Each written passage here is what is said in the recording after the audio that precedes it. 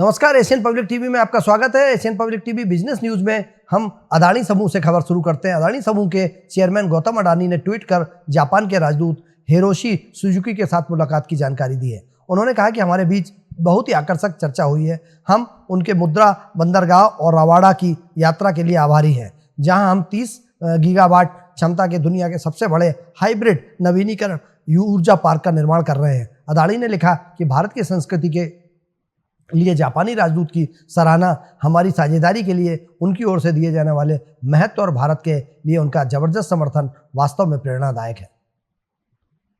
अरबपति निवेशक और एक्टिविस्ट नेल्सन पोल्टर्स ने डिज्नी में अपनी पूरी हिस्सेदारी बेच दी है। मीडिया रिपोर्ट्स में यह दावा किया गया है कि पोल्टर्स और उनके हेज फंड ट्रायन फंड मैनेजमेंट में मीडिया और मनोरंजन समूह के खिलाफ लंबे समय से चल रही अपनी प्रॉक्सी वार में हार के करीब 2 महीने बाद यह बिक्री काबली की है। रिपोर्ट्स के अनुसार पेल्टस ने अपनी पूरी हिस्सेदारी करीब $1 अरब के मुनाफे में बेची है। पेल्टस ने अपने सभी डिज्नी स्टॉक को लगभग $120 प्रति शेयर के भाव पर बेच दिया है। पेल्टस के हेज फंड ट्रायन फंड मैनेजमेंट के करीब 3.5 अरब डॉलर के डिज्नी के शेयर थे। एक परिचित के मुताबिक इस सौदे के जरिए पेल्टस को करीब $1 अरब का मुनाफा हुआ है। कंपनी के शेयर बाजार $100 प्रति शेयर के भाव कारोबार कर रहे हैं। डिज्नी के शेयर इस साल अब तक लगभग 11% बढ़ गए हैं। रिजर्व बैंक के ऑटोमेटिक पेमेंट का दायरा बढ़ाना चाहता है। केंद्रीय बैंक से इसे FASTag, national common mobility card आदि को भी लाने का प्रस्ताव किया है। इसके तहत ये सुविधाएं प्राप्त करने के लिए राशि कम होने पर स्वयं उसके खाते में इन सेवाओं की पेमेंट रिचार्ज कर दिया जाएगा। शेष राशि की सीमा कस्टमर द्वारा स्वयं तय की जाएगी। आरबीआई के गवर्नर शक्तिकांत दास ने मौद्रिक नीति समिति के निर्णय की जानकारी देते हुए कहा कि ई-मेडेट यानी पेमेंट के लिए इलेक्ट्रॉनिक रूप से मंजूरी के तहत सभी दैनिक, साप्ताहिक, मासिक आदि जैसे निश्चित अवधि वाली सुविधाओं के लिए निश्चित समय पर ग्राहक के खाते से पेमेंट स्वयं हो जाता है। अब इसकी ऐसी सुविधाओं व मंचों को जोड़ा जा रहा है जिसके लिए पेमेंट का कोई समय तय नहीं है, जबकि पेमेंट जमा राशि कम होने पर किया जाता है। एमएफसीजी, सिगरेट, आईटी और होटल सेक्टर से जुड़ी दिग्गज कंपनी आईटीसी लिमिटेड से होटल कारोबार से जुड़ी कंपनी आईटीसी होटल्स के डिमजर के फैसले पर शेयरधारकों ने अपनी मुहर लगा दी है। 99.6% शेयरधारक होटल बिजनेस के डिमजर योजना के पक्ष में है, जबकि महज 0.4% शेयरधारकों ने इसके खिलाफ वोट किया है।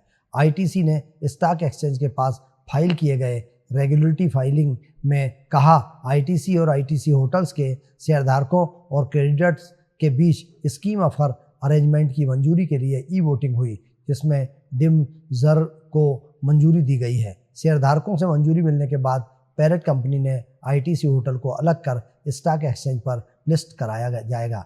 नेशनल कंपनी लॉ ट्रिब्यूनल ने कंपनी के सामान्य शेयरधारकों की बैठक बुलाने का आदेश दिया है। आईटी क्षेत्र के दिग्गज कंपनी माइक्रोसॉफ्ट 2023 में 10,000 लोगों की छटनी करने के बाद अब एक बार फिर अपनी विभिन्न इकाइयों से 1,000 से अधिक कर्मचारियों को निकालने की योजना बना रही है। मीडिया रिपोर्ट्स में इससे जुड़े दावों पर कंपनी ने भी अपनी मुहर लगा दी है। माइक्रोसॉफ्ट के एक प्रवक्ता ने एक मीडिया संस्था को भेजे ईमेल में यह पुष्टि करते हुए कहा है कि हमने आज कंपनी की मिक्स रियलिटी टीम में बदलाव की घोषणा की है। अपनी इसलिए कंपनी के अनुसार इन छटनियों के बावजूद होलोलेस 2 और अन्य आर्गुमेंटेड रियलिटी कार्यक्रम योजना के अनुसार जारी रहेंगे।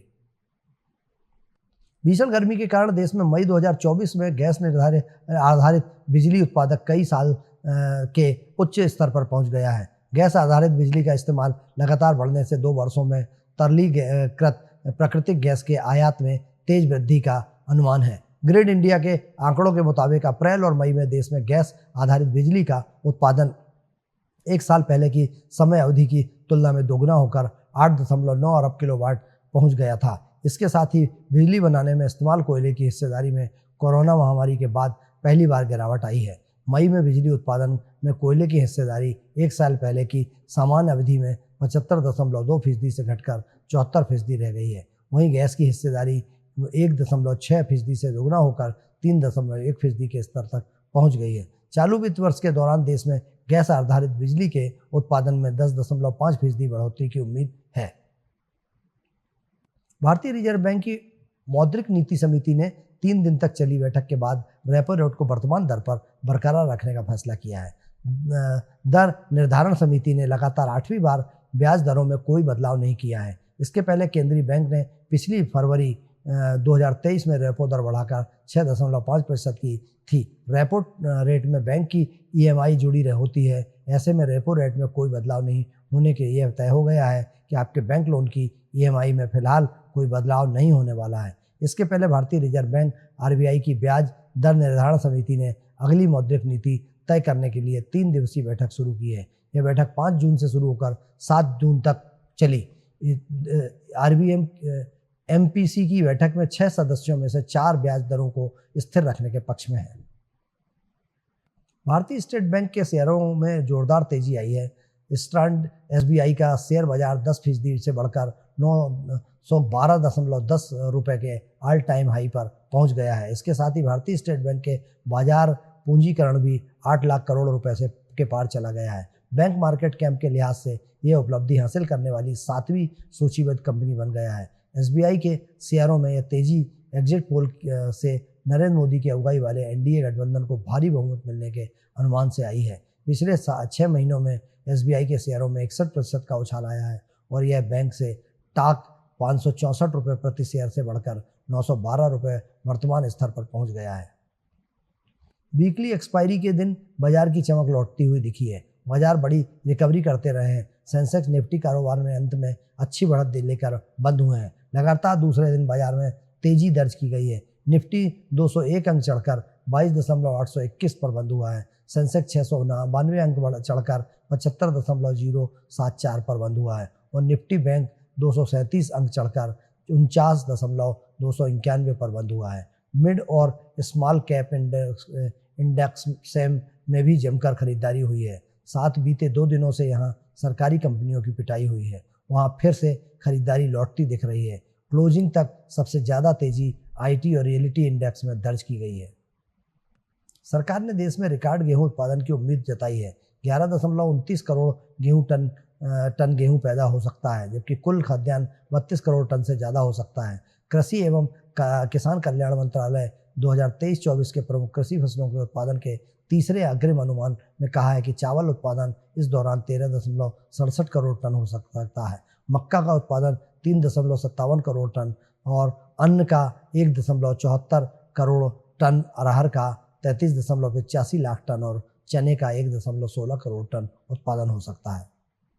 तिलहन 3.96, सोयाबीन 1.30 और रेपसीड और सरसों 1.31 करोड़ टन का उत्पादन हो सकता है। वहीं गन्ने का उत्पादन 44.25 करोड़ टन, कपास 3.25 करोड़, जूट 92.59 करोड़ लाख टन हो सकता है।